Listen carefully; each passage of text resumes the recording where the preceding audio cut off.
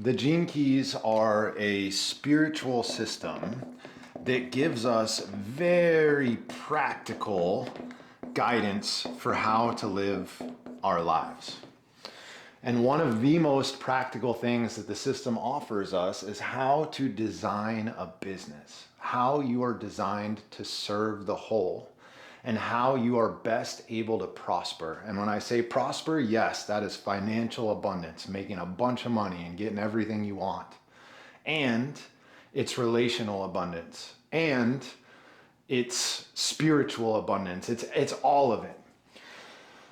So the way that we do this from the Gene Key system is by looking at what is called your Pearl sequence. And there are 3 sequences that are a part of the Golden Path, and the Pearl is the last one that we come to.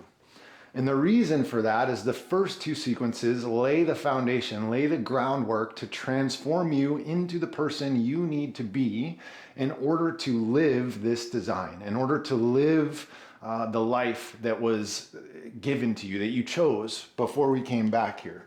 So that's kind of the prerequisite here is, in order for this stuff that I'm going to talk about today to actually move the needle for you, you've got to be moving through the world with an open heart. You've got to know that you're supported by something greater than yourself. If you can do those things, then we will begin this journey at the sphere that is called vocation. And your vocation is this deep, deep place inside of you that essentially represents your inner drive. It is the thing that when you wake up in the morning, you want to put your feet on the ground and you want to get to work. There's something inside of you that knows that this is your mission. Now, it doesn't mean that it's what you do in the outer world. That's something else that we're going to talk about later. But this is internally why you wake up, why you do the thing. It's this internal conviction which is necessary to turn on if you want to feel success in the outer world. Success defined as prosperity, like I talked about before. Now, there are what are called the lines when we look at our profile. So for me, in my sphere of vocation, I'm a 56.1. So as you look at your profile, you'll see this first number is the gene key that you have. And this second number after the decimal point is the line. And so what I'm about to tell you right now ties to the line. For your vocation, what the line tells us is kind of how you're designed to do work. And the first line, which is yours truly, and I've made these words up. So these are things that feel true for me based on what I know of the 6 line energies. The first line is the maker. So this person is designed to go inside, to go into what we call the one point, this point behind the navel, to get with God and to come back out with something totally new and something totally amazing that the world hasn't seen before. They make new things. What I'm doing literally right now. Number 2, or line 2, I've keynoted the rep. So what I mean by the rep is someone who represents an idea that already exists. So line 2 kind of links themselves up with another person or another idea or another place and is kind of the promoter for them, the rep, right? The one out there hustling to get this idea out to the world. Then we've got the third line, which I have called the whip. The whip is named as such because this is the person that's herding all the cats. Man, this is grapefruit sage kombucha, and it is really good. So, herding all the cats. Making sure everyone's doing what they're supposed to be doing, managing other people, not in like a micromanagey kind of way, but in a way of like inspiring other people to do the things that they're meant to do in the world. Fourth, I have keynoted the closer. And what I mean here by the closer is someone who gets an understanding for another person or a group of people and helps them through a resonance, through their heart, through a deep connection. It helps them to get across the finish line somewhere. It helps them it helps people to take action. It helps them to shift into this like final step to get across the finish line, and it happens through this deep heart resonance. The fifth line, I've keynoted the connector. And this person's role is exactly what it sounds like. You are linking all of these different communities, all of these different people. You are spreading big ideas. You're linking things together.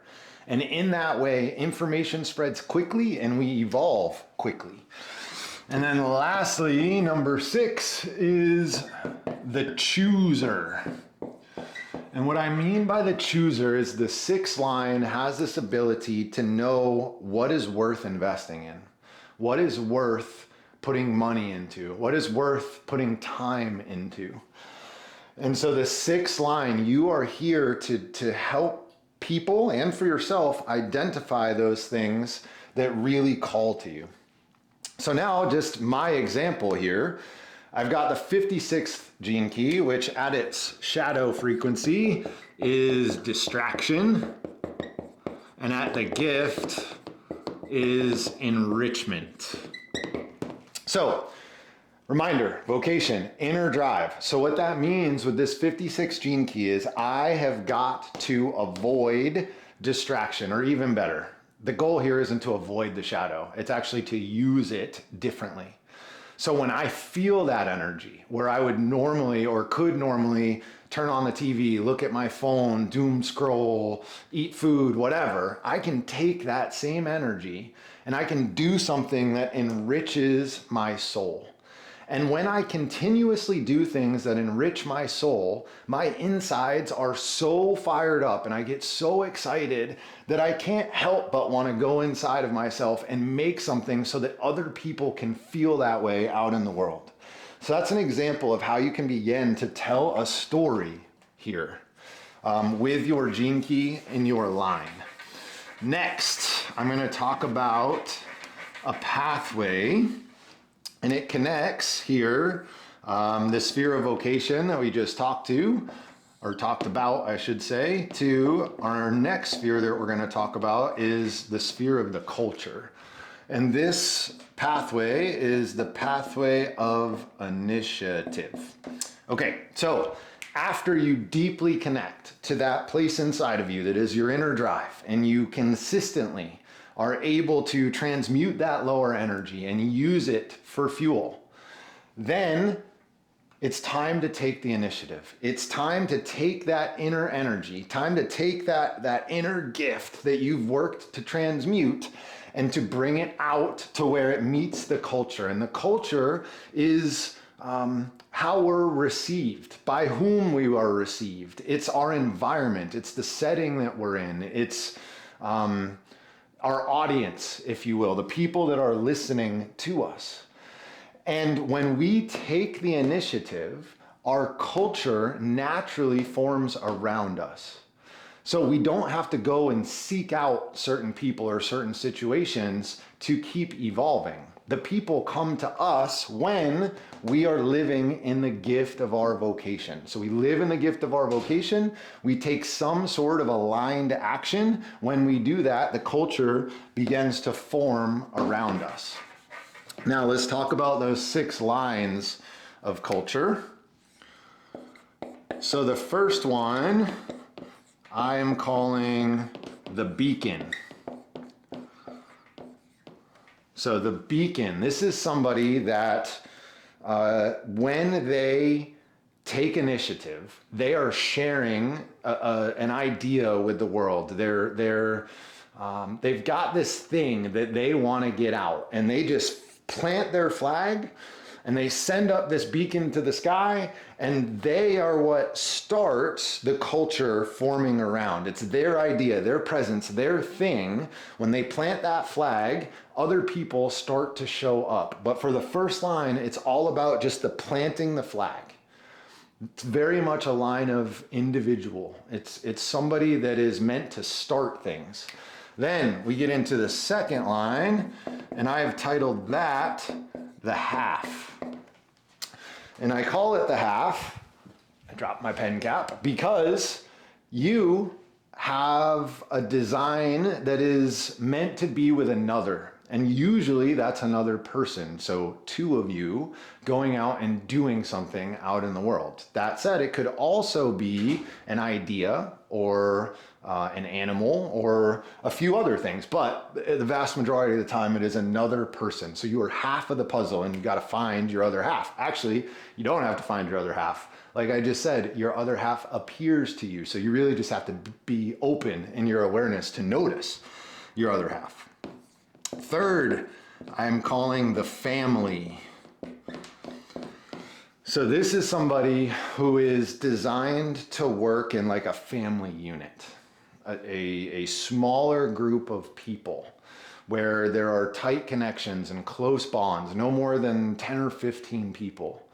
And you're really good. Remember the third line keynote of vocation, I called the whip, right? So you're great in that kind of organizational structure with this third line.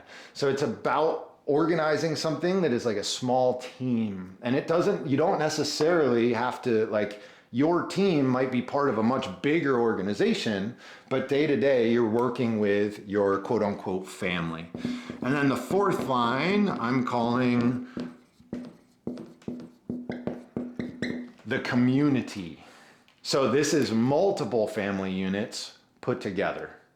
So you are somebody that is working, in like a company sized engagement, lots of different people coming in and coming out.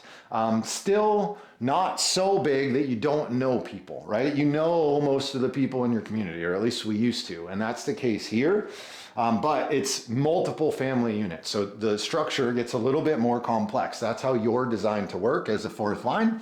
Fifth line, I'm calling the tribe. And the tribe is multiple communities put together.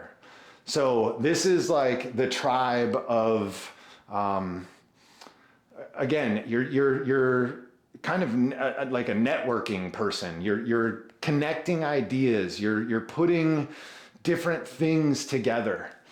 In this case, you're not going to know a lot of the people that you're working with. It's bigger than that. It's gotten much bigger, and your role is to help people kind of remember the purpose, remember the vision.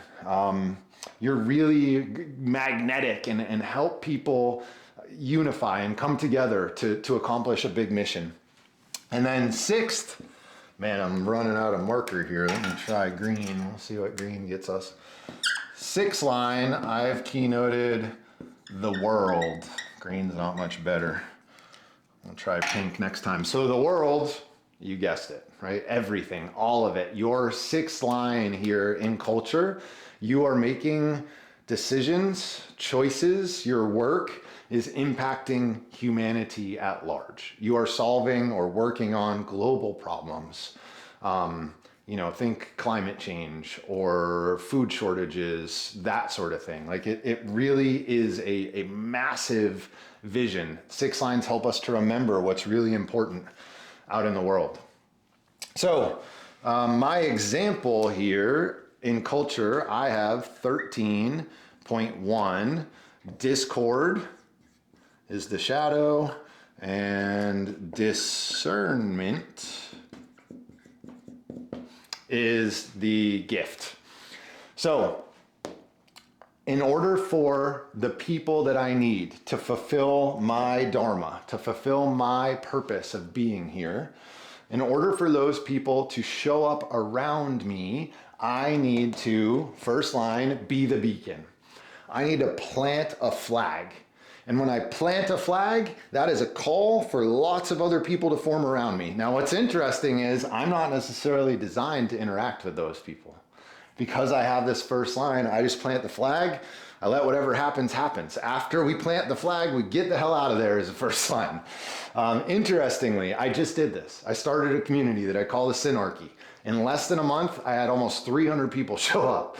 It was wild. I couldn't believe it. I'll put a link in the description if you want to check it out or join that community. I would love to have you there. So that is the culture. Next on the agenda here, we're going to talk about, I didn't talk about discord and discernment. So I talked about planting that flag. Now, my 13th discord, when those groups of people start to form around me, what discord means is that I only hear the negative. I'm pessimistic. I hear the bad. Whereas discernment, I learn to see and hear only love. I learn to see with eyes of love. So in order for my culture to stay around me, I need to be able to see the divinity in people, to see and hear with eyes of love. Not to listen to the words, but to listen to what's beneath the words. And when I do that, along with planting my flag, is what gets my culture to come together. So you've got to combine the gene key and the line, and only you can do that. You know your life experience and your history, so you can tell a story based on those things. Next, going from this sphere of culture here, let's go back to Brown because I think it's our best bet, and coming up to the next sphere we're going to talk about, which is brand. This pathway here is the pathway of growth. So what starts to happen as our culture forms around us is that's when you're really going to start to feel the prosperity, right? We've handled the inner drive with vocation. We've transmuted that energy. We've used it. We take initiative. We step out. We plant the flag, or we find ourselves in where we're designed to be within the culture. And then because we're in the right place and it's coming from the right energy, we get this pathway of growth. Where we need to be careful is it's very easy to get carried away on this pathway, and we forget about the virtue that our vocation brought us. We forget about that deep inner drive and why we're doing it, and instead we get distracted by success. And so this pathway can be a trap, and it's something that you need to be very aware of, that we're not just growing for growth's sake. We're growing because the growth is necessary in order to feed the culture, in order to serve, which we're going to get to also the pathway of service here. Okay, so next up, we've got that sphere of the brand. And the brand ultimately is your voice. It's your resonance. It's the way that you are designed to be received, and therefore the way that you are designed to express. So it's a resonance that you have. And when you are in this resonance, people are naturally magnetized to you. They just want to be around you because you're being real, you're being you. And people have a BS detector, big time.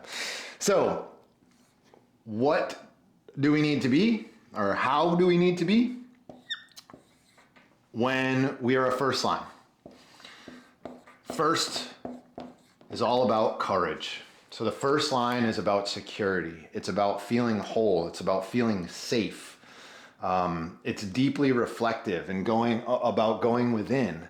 And so when a first line deeply connects to their own internal core stability and their own internal safety, and they know without a doubt that they are protected, that they are safe, that there is a God looking out over them, when they show up in the world like that, people feel their courage.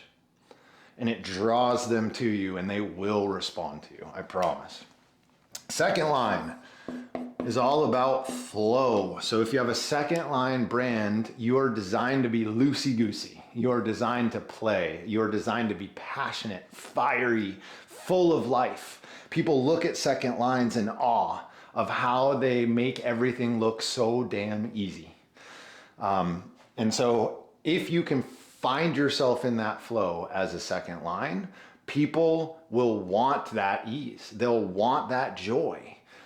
What a great treat to be a second line, to just stay in flow all the time. Honestly, all of these lines are actually pretty awesome when we get up to the higher frequencies. Third line, fun. You're here to make people laugh. You're here to make people pee a little when they giggle. You're here to play, like it is your joy. It is your, and this is not easy one. So third lines, where this sense of humor and play comes from is in the earlier days of their lives, they get a lot wrong, like over and over and over again. And it gets to a point where they just can't help but laugh at themselves. And when that happens, other people can't help but laugh at themselves. And we stop taking life so damn seriously. And that's when things really start to open up and move. Fourth line is all about connection. So for a fourth line brand to come across, you've got to have a heart resonance. You've got to have, you're here to affect people with love. Fourth line's really good at making people cry, making people feel this deep sense of connectedness, of intimacy, the gene key that we're in right now.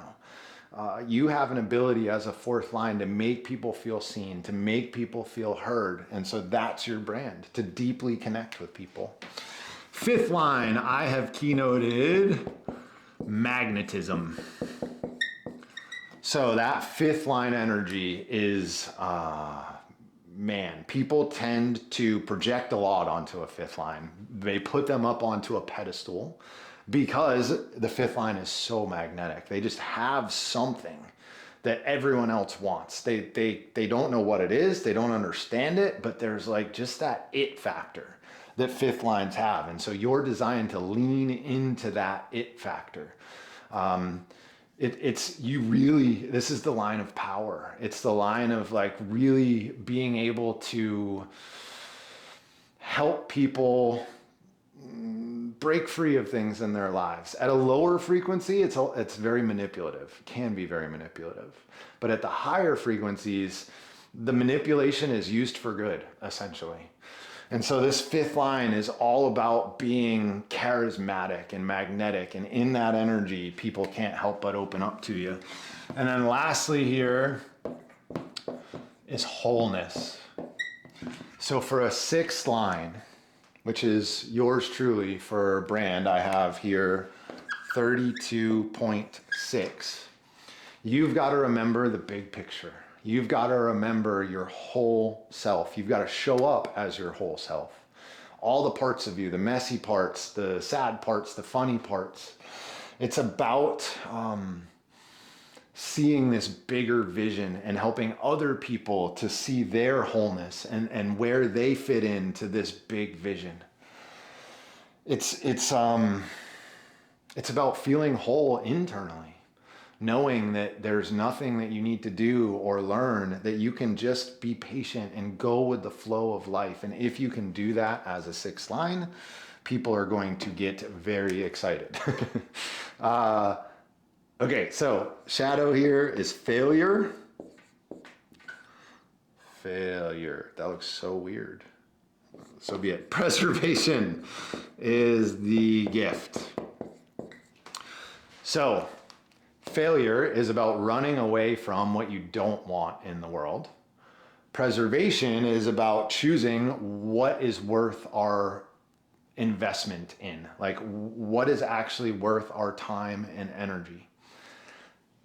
So it's interesting, right? My work, what I do with people is help them stop running away from what they don't want, get unstuck from being in this 9-to-5 that makes them miserable, but they feel like they're trapped there because they're worried if they make the leap that it's not going to work out, that they're going to fail. And instead, I help them move to the energy of preservation. I help them choose, this is important. Love, awakening, peace, whatever energy they feel called to, and help them to bring that out into the world. Like what is actually worth preserving for future generations. That's what I do. And I do it through my aura. I do it through my wholeness. I don't have to learn anything. I don't have to do anything. I just have to show up as all me. And when I do that, I give people permission to make this leap from failure to preservation. Okay, last thing is the final pathway. So we started here with vocation, we came here to culture, we just finished there with brand. Initiative, growth, and then this last pathway here is keynoted service. So, what we gain from the culture, right? We take the initiative, we grow, and it comes to us in the form of money, in the form of power, in the form of love. We give back via service. So we bring that back inside of ourselves, and then ultimately we use that energy to feed the culture again. So if it's just all growth, what happens is this side of the equation gets heavy, this breaks, and this triangle is broken, and you have no energy. There's no, it's not gonna work. So you've got to remember to reinvest into the culture, to give back. That's the name of the game here. And that's what the pathway of service is all about. It's what seals this triangle and makes it a toroidal field, right? The energy comes up and then we get to suck it back up. And as it moves through us on repeat, we get more and more pure, closer and closer to the Dharma that we are meant to live. Okay, so if this was helpful for you, if you are working to build a business, as I mentioned, I have this group called the Synarchy. And what we do in there essentially is help you understand the underlying energetics of this stuff. Like, why is the business that you have, even though you have all of the right information and you paid thousands of dollars for all of these courses and you've got the perfect funnels and all of that stuff, why isn't it working? Or maybe you've tried it in the past and it hasn't worked and you just gave up. And look, that's an energetic problem. There is this spiritual rabbit hole that people get stuck in, where they get caught up in their head and the wisdom doesn't get embodied. So that's one part of it. The other part of it is the business side, helping people create compelling offers, to make magnetic content, to learn how to sell. We're doing this from both ways because we need both. So if that is intriguing to you, I'll put some links in the description. You can pop into the Synarchy. It's dope. We hold a call every week. The members run workshops. I run stuff. There's tons of free content in there. So I'd love to see you there. Okay, this is a long one. Thanks for sticking with me. Thanks for listening. Go out there and do this stuff. Change the world. I need your help. All right, guys, lots of love. Until next time.